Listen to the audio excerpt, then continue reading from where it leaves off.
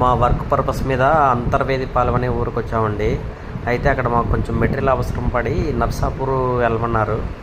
నర్సాపూర్ వెళ్తూ ఉంటే Google map on చేసుకొని వెళ్ళిపోయామన్నమాట.